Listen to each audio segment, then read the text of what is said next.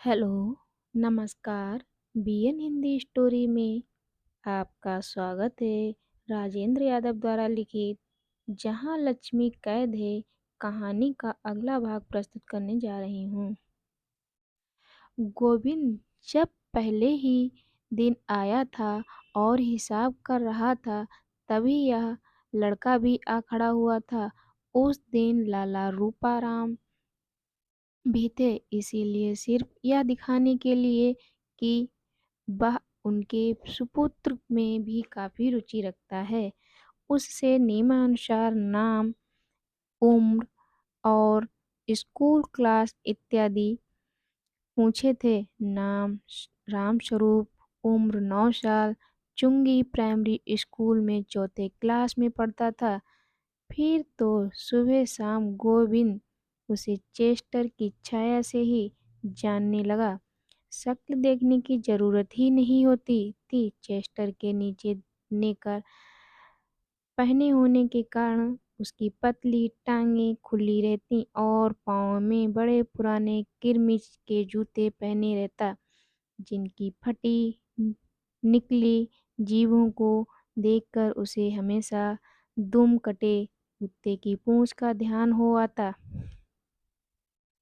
थोड़ी ही देर उसका लिखना ताकते रहकर लड़के ने चेस्टर के बटनों के कशाफ और छाती के बीच में रखी पत्रिका निकालकर उसके सामने रख दी और बोला, मुंशी जी, लक्ष्मी जीजी ने कहा है हमें कुछ और पढ़ने को दीजिए।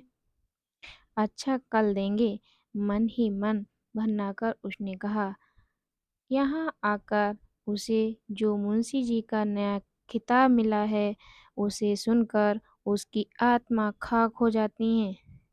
मुंशी नाम के साथ जो एक कान पर कलम लगाए, गोल मैली टोपी, पुराना कोट पहने मुड़े तुड़े आदमी की तस्वीर सामने आती है, उसे 20-22 साल का युवक गोविंद संभाल नहीं पाता।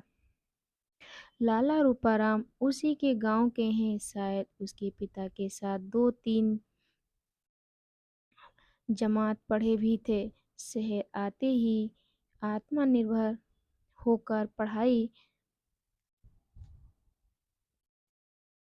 शहर आते ही आत्मनिर्भर होकर पढ़ाई चला सकने के लिए किसी ट्यूशन इत्यादि या छोटे पार्ट टाइम काम के लिए लाला रूपाराम से भी वह मिला तो उन्होंने अत्यंत उत्साह से उसके मृत बाप को याद करके कहा, भैया तुम तो अपने ही बच्चे हो, जरा हमारी चक्की का हिसाब किताब आधा घंटे देख लिया करो और मजे में चक्की के पास जो कोठरी है उसमें पड़े रहो, अपने पढ़ो आटे की, यहाँ तो कमी है ही नहीं। और अत्यंत कृतज्ञता से गदगद वह उनकी कोठरी में आ गया। पहली रात हिसाब लिखने का ढंग समझाते हुए लाला रूपाराम मोतियाबिंद वाले चश्मे के मोटे मोटे कांचों के पीछे से मोर पंखी के चंदोबे सी दिखती आंखों और मोटे होठों से मुस्कुराते उसका सम्मान बढ़ाने की मुंशी जी कहे बैठे तो वह चौंक पड़ा, लेकिन उसने निश्चय कर लिया कि यहाँ जम जाने के बाद वह विनम्रता से इस शब्द का विरोध करेगा। रामस्वरूप से मुंशी जी नाम सुनकर उसकी भौहें तन गईं, इसीलिए उसने अपेक्षा से वह उत्तर दिया था, कल जरूर दीजिएगा। रामस्वरूप ने फिर अनुरोध किया, हाँ भाई, जरूर देंगे, उसने दांत पीसकर कहा, लेकिन चुप ही रहा।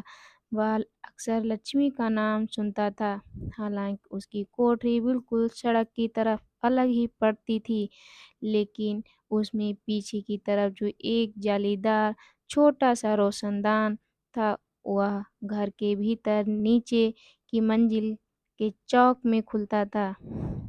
लाला रूपाराम का परिवार ऊपर की मंजिल पर रहता था और नीचे सामने की तरफ पंचक्की थी। पीछे कई तरह की चीज़ों का स्टोर रूम था। इस लक्ष्मी नाम के प्रति उसे उत्सुकता और रुचि इसीलिए भी बहुत थी कि चाहे कोठरी में हो या बाहर, पंचक्की के हॉल में हर 5 मिनट पर उसका नाम विभिन्न रूप में सुनाई देता था। लक्ष्मी बीवी ने यह कहा है, रुपए लक्ष्मी बीवी के पास हैं, चाबी लक्ष्मी बीवी को दे देना। और उसके जवाब में जो एक पतली तीखी सी अधिकारपूर्ण आवाज़ सुनाई देती थी, उसे गोविंद पहचानने लगा था। अनुमान से उसने समझ लिया कि यह लक्ष्मी की आवाज़ है, लेकिन स्वयं वह कैसी है, उसकी एक झलक भर देख पाने को उसका दिल कभी-कभी बुरी तरह तड़प सा उठता। लेकिन पहले कुछ दिनों उसे अपना प्रभाव जमाना था, इसीलिए वह आँख उठाकर भी भीतर देखने की कोशिश न करता। मन ही मन उसने समझ लिया कि यही लक्ष्मी है, काफ़ी महत्वपूर्ण है। दिक्कत यह थी कि भीतर कुछ दिखाई भी तो नहीं देता था। सड़क के किनारे 3-4 दरवाजे वाले इस चक्की के हॉल के बाद एक 8-10 फीट लंबी गली थी और चौक के ऊपर लोहे का जाल पड़ा था।